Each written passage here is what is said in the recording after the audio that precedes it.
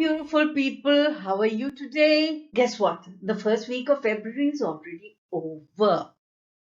And I would like to ask all the Capricornians, Sun, Moon, and Rising, are you feeling this shift? Pluto is finally out of your sign. In fact, it moved out of your sign in November. But Pluto being one of those external planets that move so slowly, you should have started feeling the energies by end of January. And by mid-February, you will be well into breathing without doom and gloom of Pluto all around you. And now Pluto is in Aquarius. Can you imagine the planet of transformation, the planet that is associated with deep, uncomfortable changes, the planet of death and rebirth? This is going to bring changes which are slow but long lasting. Last time it transited in Aquarius was 1778, I think. Yeah, 1778 to 1798. And that period was marked with revolutions, with society shifting. Now that Pluto's energy is full on in Aquarius, we are gearing up for some era defining transformation. See, I am always very interested in the external planets. I read somewhere that astrology in the ancient times was used to predict events like crops, rains, wars, lives of kings, because lives of kings and rulers is always interlinked with the uh, life and the events of the nation.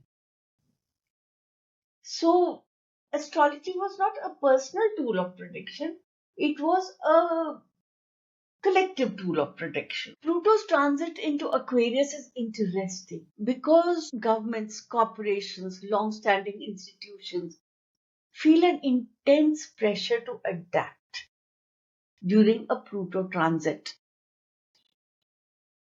The entire planet will be feeling the pressure to change. Now, let's see some things that I expect will happen. The fall and assassination of certain global leaders. I see regime changes, particularly 25 to 2027. Regime changes in Pakistan, in Syria, in Iran, in Afghanistan. US, of course, is going through its own transformative shift. Royalty in UK and Japan will be impacted, and I expect scandals.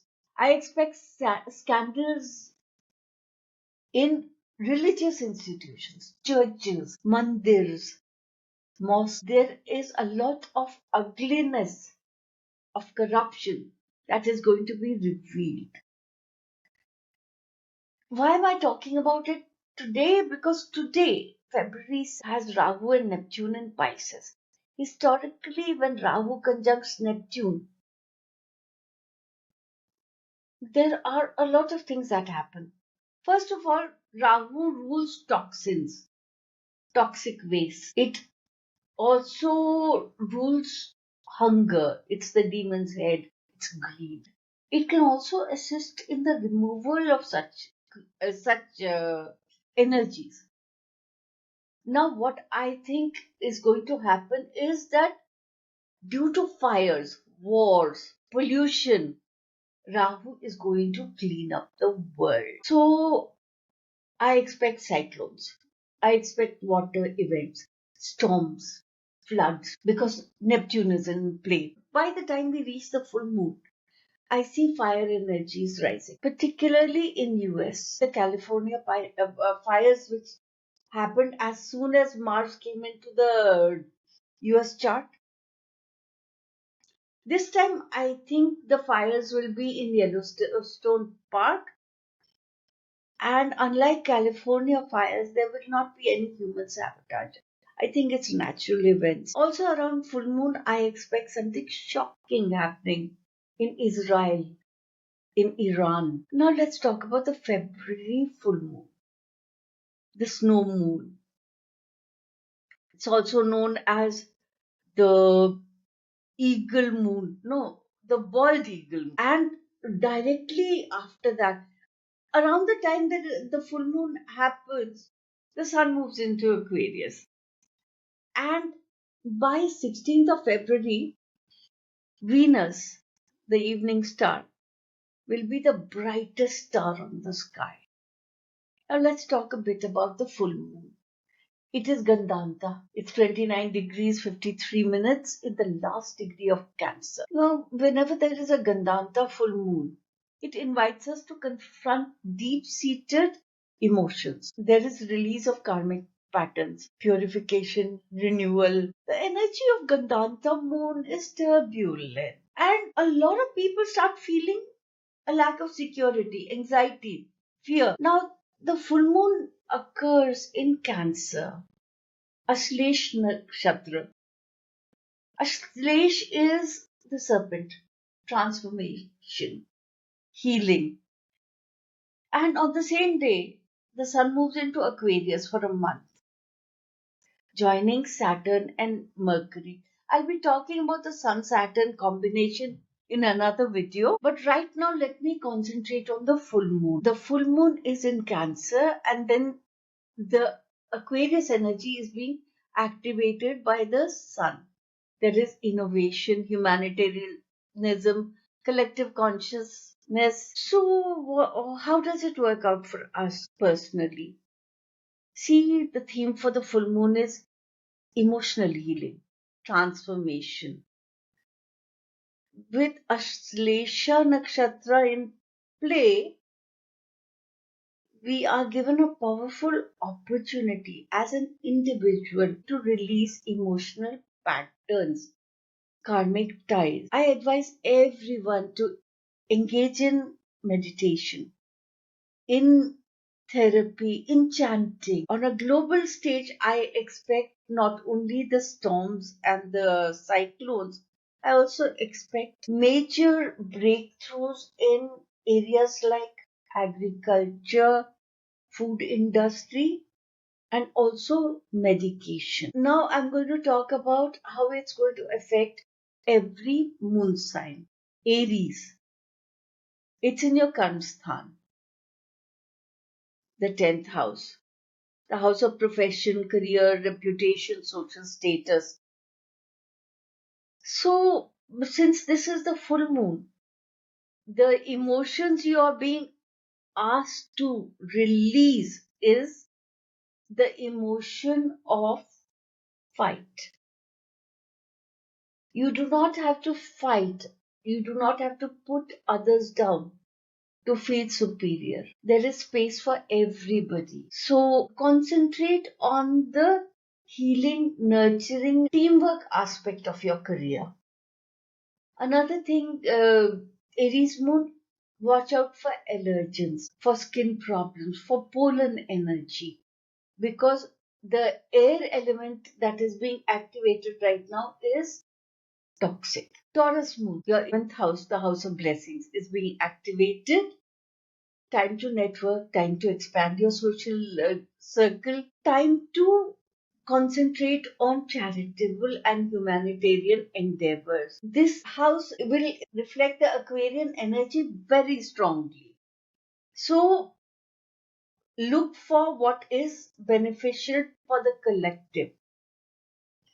Look for what everybody aspires. Time to concentrate your energy on those aspects for your own success. Gemini, you are communication, but the full moon is activating the 12th house energies in your sign. So, right now, expect your dreams to be very vivid. Expect your dreams to either be flashbacks to your past, your childhood, or they will be flashbacks to your previous life. And you will be very vocal about it. So I would suggest that you read the room before you open your mouth. Maybe you will say something in front of people who are not prepared to listen. Another thing is this house, the 12th house, deals with expenses, losses, health issues. So look after yourself, your finances, and your possessions during this time until the new moon. That is. Now, Cancer. Cancer people, the moon in Cancer really aggravates your emotional state. You already feel emotions intensely, deeply. You're highly sensitive. So, guard against emotional overwhelm. And since this is in your first house, your emotions will be very much on the surface. Everything does not need to be reacted to, Cancer. Please remember that. Leo, this is your lucky time. The moon is in your second house.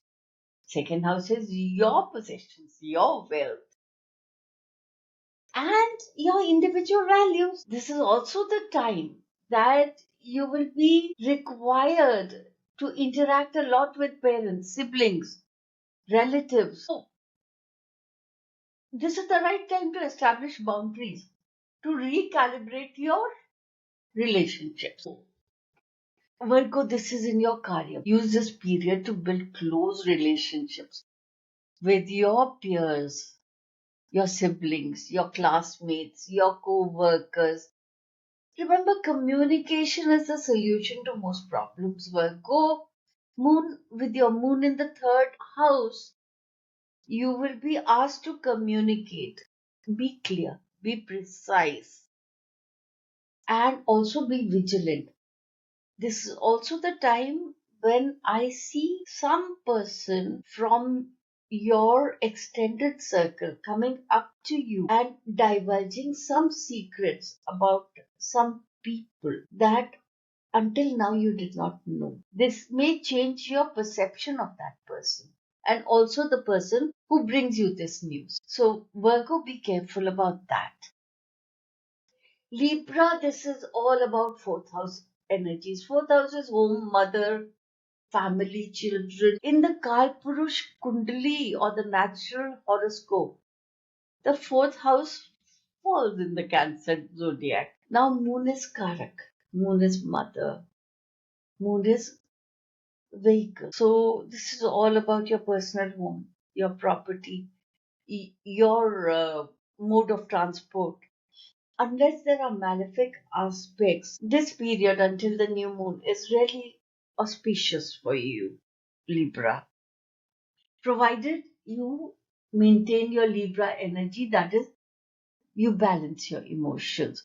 Scorpio moon, your Putra Bhav is activated, which means your relationships, both illegitimate and legitimate, are highlighted. If supported by benefic planets, childless couples right now can try for conception and they will be successful. Now let's talk about Sagittarius. Sagittarius, sixth house. You will be encountering issues pertaining to diseases and the cure of diseases, court cases. There might be enemies that you have to deal with. There might be competition. Now, Sagittarius, you are the kind of person who speaks without thinking. You can be very impulsive. And the Cancer moon makes you emotional. And be very careful of how you react. Be very careful about the attitude you present because with the Rogue Bhav activated, you can aggravate enemies. Capricorn. This full moon is all about legal partnerships, seventh house matters, public dealings, marriage, foreign travel due to profession. Now remember, Capricorn, the Cancer moon is a jealous moon and you are naturally a judgmental person. So keep your emotional drama to the minimum.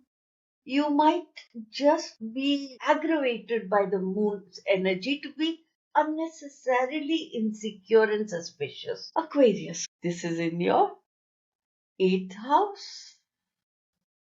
Eighth house is death, renewal, transformation. So I would say check your insurance policies. Evaluate whether you need fresh ones, better ones. Also, with the sun moving into your sign, you will be thinking of breaking out into new circles, going to places you've never been before, taking forward moving decisions. Aquarius, cosmic tip for you: if you launch a community based project right now, you can be successful. Now let's talk about Pisces. Pisces, Neptune, Rahu are in your house, and also the ninth house energies are being activated. So I expect you to be overwhelmed, to want to leave everything familiar and go somewhere, reinvent yourself. You can consider a foreign journey. You can also think of immigrating. You can have an inclination towards acts of charity, huge interest in religion. It is going to be a good time for you, but not so much for your father or the head of your family. So be careful about their health. So this is my reading of how this full moon in Cancer is going to treat all of us. If you like this video, please like and subscribe. Press the bell icon. And until next time, namaste.